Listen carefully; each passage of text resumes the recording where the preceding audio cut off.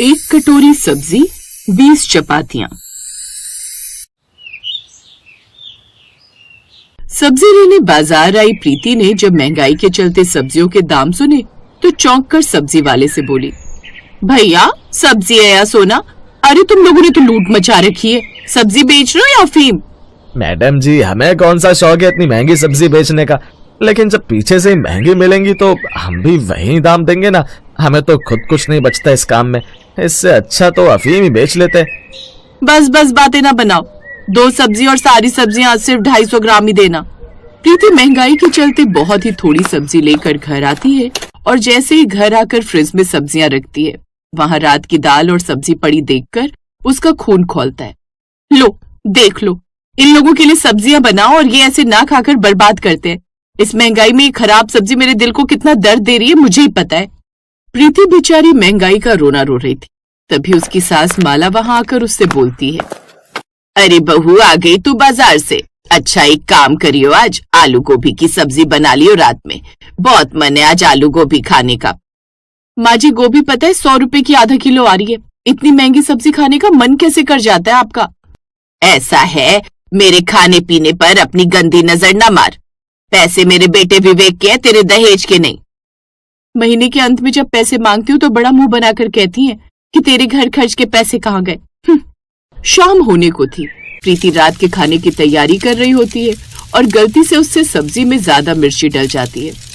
लेकिन अब महंगाई के चलते सब्जी दोबारा बनाना उसके लिए मुश्किल था, इसलिए वो रात के खाने पर यही सब्जी परोसती है। साथ में वो घर वालों के अनुसार 20 रोटी बना लेती है। रात के समय माला, उसका बेटा पीयूष और प्रीति खाने पर बैठते हैं, जहां एक कटोरी में सब्जी होती है और प्लेट में चपातियां देखकर पीयूष बोलता है, ये क्या, आज एक कटोरी सब्जी? तो मैंने लगता है सब्जी कम पड़ जाएगी 20 चपातियों के साथ। देख ले बेटा, अब ये भरपेट खाना भी ना खिलाएगी हमें। अरे आप लोग खाओ ना, रोज रोज मेरे खाने की बुराई करते रहते हो, कभी कुछ तो कभी कुछ। अरे मुझे भी बुरा लगता है, और एक कटोरी सब्जी है ना, कम पड़े तो बोलना। प्रीति को इमोशनल होता देखकर माला और पीयूष आगे कुछ नहीं बोलते, लेकिन खाना शुरू करने से पहले ही घर की डोरबेल बजती है। दरवाजा खुलने पर सामने माला की बहन सुमन होती है, जो अपना सामान लेकर उसके घर कुछ दिन रहने आती है। सुमन को साथ हाथ मुंह धोकर पहले खाना खाने के लिए बोलते हैं। अब 4 लोगों के लिए 20 चपातियां कम हो जाएंगी, ये देखकर माला बोलती है, बहू जा जाकर चपातियां और बना ले वरना कम पड़ जाएगी। माँ जी खाना तो शुरू करो, कुछ कम नहीं होगा, और होगा तो मैं तुरंत बना दूं। प्रीति की बात मानकर सब खाने लगते हैं। पहला निवाला खाते ही सभी के चेहरे का रंग बदल जाता है। ये इतनी मिर्ची, अरे यार, लेकिन कुछ बोलो तो इसका फिर मुंह बन जाएगा कि मेरे खाने की बुराई कर रहे हैं। हे भगवान, ये आलू गोभी है या मिर्च गोभी? लेकिन ये बहू को अभी बोला तो कल से खाना ही नहीं बनाएगी। ये लोग तो इतनी मिर्ची वाला खाना खाने लग गए क्या? अब कुछ बोला तो माला सोचेगी उसके बहू के खाने की बुराई कर रही हूँ, चुपचाप खा लेती हूँ। वाह, किसी ने नहीं कहा सब्जी में मिर्च ज्यादा है। आज तो मजा आ गया, एक कटोरी सब्जी में सबने खाना खा लिया, अब रोटी भी पूरी हो जाए बस। प्रीति की सब्जी में इतनी मिर्च थी कि 8 रोटी खाने वाला पीयूष आज 4 रोटी खाकर उठ गया। ऐसे ही सभी ने कम खाना खाया, जिससे 20 चपातियां सबको पूरी हो गई।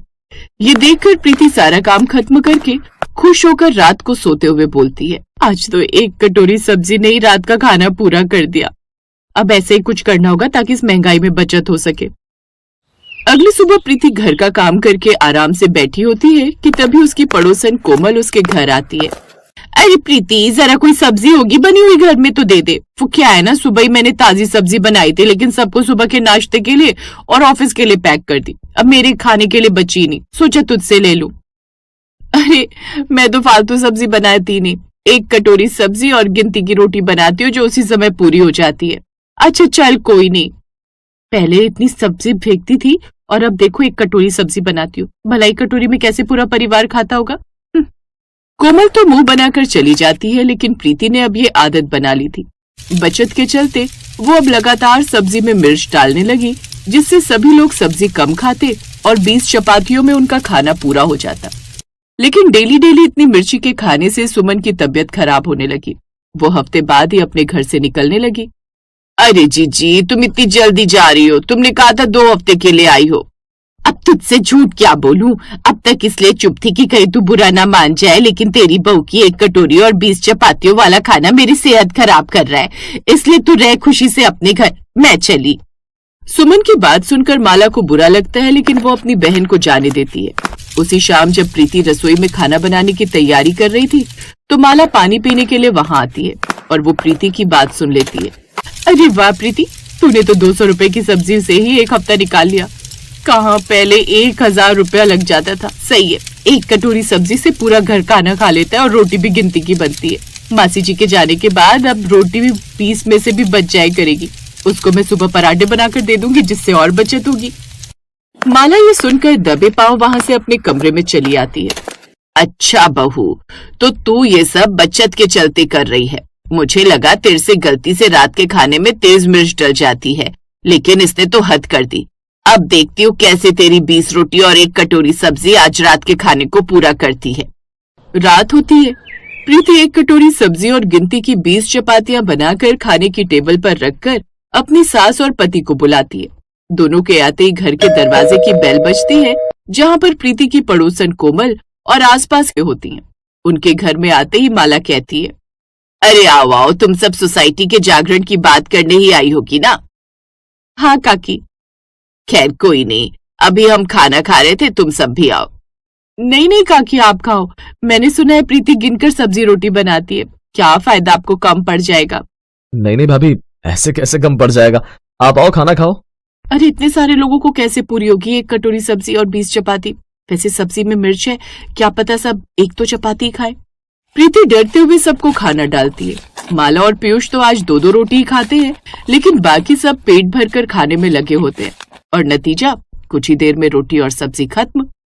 प्रीति जरा सब्जी रोटी और लाना, तुमने बड़ी अच्छी सब्जी बनाई है।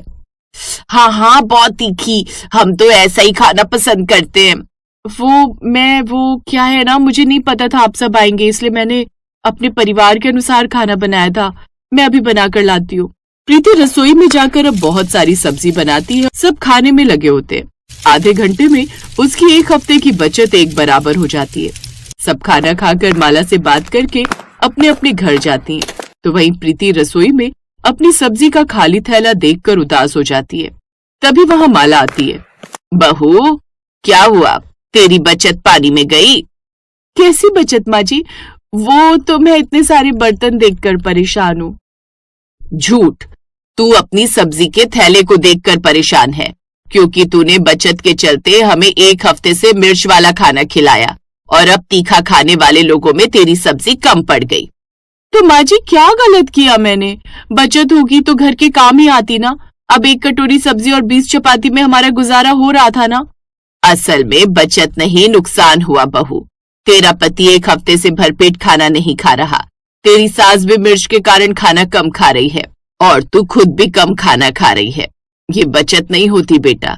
जब परिवार के लोग अपनी खुराक कम कर लें तो उसको गरीबी कहते हैं, और हम लोग इतने तो बेहतर हैं कि 3 समय भरपेट खाना खा सके। बोल, है ना? जी माँ जी, आपने सही कहा, प्लीज मुझे माफ कर दो। माला की बात से प्रीति को अपनी गलती समझ आती है। उस दिन के बाद से माला अपनी 1 कटोरी की सब्जी को बंद कर सबके लिए भरपेट खाना बनाती और इतना खाना बनाती कि सबका पेट भरने के बाद खाना बर्बाद ना हो, जिससे उसकी बचत भले ही ज्यादा नहीं होती, लेकिन उसका परिवार भरपेट खाना खाकर तंदुरुस्त रहता है।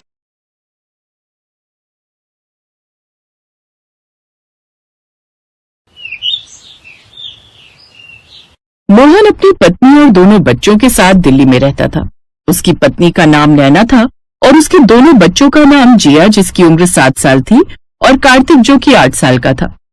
सुनिए जी, मैं कह रही थी कि अब हम भी यहाँ अच्छा सा स्कूल देखकर अपने बच्चों का एडमिशन करा देते हैं। क्या तो सही रही हो नैना, मैं आज ही कोई अच्छे से स्कूल के बारे में पता करता हूँ। कुछ दिन में मोहन अपने दोनों बच्चों का एडमिशन वहाँ के अच्छे स्कूल में करा देता है और उसके दोनों बच्चे स्कूल जाने लगते हैं। मोहन अपने ऑफिस चला जाता है, जिससे नैना घर पर पूरे दिन अकेली रह जाती थी। एक रोज नैना, बच्चों की स्कूल बस आती होगी, मुझे उन्हें लेने जाना होगा। नैना जैसे इस सोसाइटी से बाहर की तरफ जाती है, तभी उसकी टक्कर सोसाइटी की एक औरत सुजाता से हो जाती है। ओ सॉरी मैम, आपको लगी तो नहीं? इट्स ओके, नहीं मुझे नहीं लगी। वैसे काफी जल्दी में लग रही है, कहीं जा रही थी क्या आप?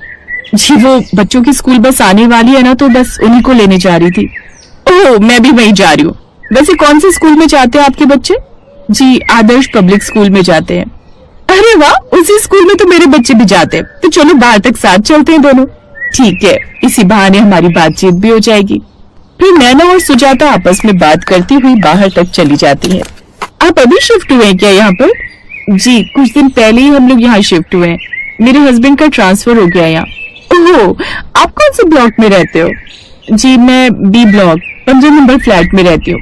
ओह वाओ, आपके ऊपर वाले 25 नंबर फ्लैट में ही तो मैं भी रहती हूँ। अरे वाह, फिर तो हम दोनों पड़ोसी हुए। ऐसे ही दोनों आपस में बात करती हुई बस का इंतजार कर रही थी और तभी बच्चों की बस आ जाती है। फिर वो दोनों अपने अपने बच्चों को लेकर घर आ जाती हैं। उसी दिन शाम को वो दोनों पार्क में घूमने जाती हैं और थोड़ी देर बाद ही वो दोनों पार्क में फिर से मिल जाती हैं। दोपहर को हमने इतनी सारी बातें कर ली, पर नाम अभी तक नहीं पता हम दोनों को एक दूसरे का। क्या नाम है आपका? मेरा नाम सुजाता है। और आपका? मेरा नाम नैना है। ओके भाई, मैं आपको भाभी कहकर बुलाया करूंगी, आपको चलेगा ना? कोई नहीं, आप भाभी कह दिया करो। भाभी आपकी हॉबीज क्या क्या है? मेरी बेस्ट हॉबी तो सुजाता कुकिंग करना है। फिर तो आपको बहुत अच्छी कुकिंग करते होगे। हाँ हाँ, कभी तुम घर पर लंच पर आना, तब कुछ अच्छा सा बनाकर खिलाऊंगी तुम्हें। ठीक है, फिर शुभ काम में देरी क्यों? मैं कल ही दिन में आती हूँ ना बच्चों को लेकर। इसी बहाने साथ में लंच भी हो जाएगा और गपशप भी लग जाएगी। हाँ हाँ, ये ठीक रहेगा। ऐसा कहकर दोनों की आपस में दोस्ती हो जाती है और फिर अगले दिन सुजाता नैना के घर लंच पर आती है। कढ़ाई पनीर भी रेडी हो गया, डोसा भी रेडी हो गया, लगभग सारी चीज रेडी हो गई है। अब जैसे ही सुजाता आएगी उसको सारी चीजें सर्व कर दूंगी। तभी सुजाता नैना के घर की बेल बजाती है। लगता है सुजाता आ गई। नैना जाकर गेट खोलती है और सुजाता नैना का घर देखकर कहती है, भाभी आपका घर है, बहुत सुंदर है। थैंक्स सुजाता, अंदर आओ, बाहर क्यों खड़ी हो? सुजाता उसके लिए खाना लगाती है। भाभी खुशबू तो बहुत अच्छी आ रही है। अच्छा खाना खाकर बताओ पहले कैसा बना है। सुजाता जैसे ही खाना खाती है, भाभी आपकी कुकिंग तो सच में बहुत अच्छी है, सब कुछ बहुत अच्छा बना है। पेट भर गया पर अभी भी मन नहीं भरा खाते खाते। और थोड़ी देर बाद सुजाता फिर अपने घर चली जाती है और अगले दिन जाकर सुजाता अपनी सोसाइटी में रहने वाली सहेलियों के ग्रुप से जाकर उसके हाथ की बनी सब्जी की खूब तारीफ करते हैं। और अगले दिन वो अपनी फ्रेंड्स को नैना से मिलवा देती है। सब लोगों की नैना से अच्छी दोस्ती हो जाती है और कभी कभी वो सब दिन के समय जब उसका पति घर पर नहीं रहता तो लंच पर भी आ जाती। सब्जी कम ना हो इसलिए नैना थोड़ी ज्यादा सब्जी बनाने लगी, जिसका नतीजा ये हुआ कि अब रसोई का सामान खत्म हो जाता है, जिसे देख नैना अपने पति से कहती है, सुनिए जी, आज ऑफिस से थोड़ा जल्दी आ जाना। क्यों, आज कुछ काम है क्या? हाँ, आज रसोई का सारा सामान खत्म हो गया और सारी सब्जियां भी। अरे नैना, रसोई का सामान कुछ दिन पहले ही तो भरवाया था और सब्जियां भी 4 दिन पहले कितने लाया था? वो क्या है ना मोहन जी, मेरी 2-3 सोसाइटी की फ्रेंड्स बन गई हैं। कभी कभी वो आ जाती है, थोड़ा खाना पीना बनता है, इसलिए सामान जल्दी खत्म हो गया। नैना, मैं काफी टाइम से देख रहा हूँ यहाँ आकर खर्चा काफी बढ़ गया है। नैना, थोड़ा खर्चा कम करो। मैं ये नहीं कह रहा कि फ्रेंड्स मत बनाओ, लेकिन अपना घर भी तो देखकर चलो और ऐसे ही किसी पर विश्वास मत किया करो। ऐसा कहकर मोहन अपने ऑफिस चला जाता है। तभी नैना के घर की बेल बजती है। अरे सुजाता, तुम? भाभी आपसे एक हेल्प चाहिए, मुझे एक कटोरी सब्जी चाहिए थी। कोई नहीं सुजाता, इसमें हेल्प की क्या बात है, मैं अभी लाती हूँ। नैना सुजाता को मटर मशरूम की एक कटोरी सब्जी लाकर दे देती है। थैंक्स भाभी, आज मैंने कुछ बनाया नहीं था और रोहन को स्कूल के लिए सब्जी रखनी थी। ऐसा कहकर सुजाता चली जाती है। सुजाता और उसका ग्रुप बहुत तेज था। नैना से फ्रेंडशिप करने के बाद नैना के सीधेपन का फायदा उठाकर वो लोग कटोरी लेकर नैना के घर से सब्जी मांग कर खाती थी और उसे दोबारा कुछ बनाना पड़ता है। फिर रात को नैना मखनी दाल बना रही होती है, जिसकी खुशबू सूंघकर बगल में रह रही प्राची भी हाथ में कटोरी लेकर दौड़ी चली आती है नैना के घर पर। भाभी मखनी दाल बना रही हो क्या? हाँ प्राची, अभी बनी नहीं है, बना रही हूँ। अरे भाभी, आपकी दाल की खुशबू से मुझसे रुका नहीं गया, बहुत मन कर रहा है आपके हाथ की चटपटी दाल खाने का। कोई नहीं प्राची, तुम बैठो, मैं बस बना कर लाती हूँ। नैना दाल बनाकर प्राची को देती है। तभी पीछे से 2 और दाल मांगने आ जाती हैं। नैना उनको भी मखनी दाल दे देती है, जिससे उसके घर में रात को दाल कम पड़ जाती है। नैना, मुझे थोड़ी सी दाल और देना। जी, दाल तो खत्म हो गई। पापा, जब मम्मी सारी दाल पड़ोस की आंटियों को बांट देंगी तो हमें तो कम ही मिलेगी ना। नैना, ये क्या बोल रहे हैं बच्चे? तुम्हारे घर में भंडारा होता रहता है क्या? जिसका मन करता है वही कटोरी लेकर सब्जी मांगने चला आता है। ऐसा बोलकर मोहन उठकर चला जाता है। अगले दिन नैना की सास उसके घर पर कुछ दिनों के लिए रहने आती है और वो कुछ दिनों से देख रही थी कि नैना की सहेलियां घर से लगातार एक कटोरी सब्जी मांगने आती रहती हैं और नैना उन्हें सब्जी देने से मना भी नहीं करती थी। बहू, जब घर में सब्जी कम पड़ जाती है फिर भी तुम अपनी फ्रेंड्स को सब्जी देने से मना नहीं करती हो। माँ जी, अगर मैं इनको सब्जी देने से मना करूंगी तो उन्हें बुरा लग जाएगा और ये तो खुद उनको सोचना चाहिए ना कि दूसरे के घर रोज रोज सब्जी लेने नहीं जाना चाहिए। पड़ोस की बात है इसलिए मैं मना नहीं कर पाती। बहू, तुम ऐसा करो ना कि सांप भी मर जाए और लाठी भी ना टूटे। नैना की सास उसको समझा देती है और नैना ऐसे ही करती है और थोड़ी देर बाद ही प्राची एक बड़ी सी कटोरी लेकर सब्जी मांगने नैना के घर पर आ जाती है। भाभी, चिंटू के पापा अचानक आज लंच करने घर पर ही आए हैं और मैंने तो कुछ बनाया भी नहीं है। आपने कुछ बनाया तो दे दो। और नैना और उसकी सास प्राची के सब बहाने समझ रही थी। आज मेरी तबीयत ठीक नहीं थी इसलिए माँ जी ने बनाया है उबला हुआ घिया। हल्का खाना खाना होता है ना तो उबला हुआ घिया चाहिए, तो उबला हुआ घिया चाहिए। अब नहीं रहने दीजिए, नहीं चाहिए, वो ये उबला हुआ नहीं खाते ना। ऐसा कहकर प्राची चली जाती है। फिर अगले दिन सुजाता आती है। आज तो माँ जी ने मूंग दाल की खिचड़ी बनाई है। खिचड़ी? अच्छा कोई नहीं, रहने दो। ऐसे ही कभी करेले तो कभी तोरी, जिससे वो कटोरी खाली लेकर ही लौट जाती। देखा बहू मेरा कमाल, चली गई ना आज खाली कटोरी लेकर। अब कुछ दिन तक नैना ऐसे ही बहाने बना बना कर सबको मना करती रही और कुछ दिन बाद नैना की फ्रेंड्स और पड़ोस की औरतों ने अपने आप सब्जी मांगनी बंद कर दी। मुझे अच्छे से आता है इन जैसी चटोरी औरतों को सुधारना। अब देखा, तुमने मना भी कर दिया और बुरा भी नहीं लगने दिया और अपने आप ही आना बंद कर दिया इन्होंने सब्जी मांगने। सच में सासू माँ, आपने कमाल कर दिया। बहुत परेशान हो गई थी इनकी रोज रोज की कटोरी सब्जी मांगने की आदत से।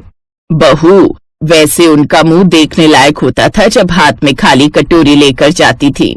इस तरह से नैना की सास पड़ोस की औरतों की सब्जी मांगने की आदत बंद करा देती है और उनको बुरा भी नहीं लगने दिया और वापस हाथों में खाली कटोरी लेकर जाने से उनको अपनी बेइज्जती महसूस होती थी, जिस कारण अब वो खुद ही कभी भी एक कटोरी सब्जी मांगने आती ही नहीं।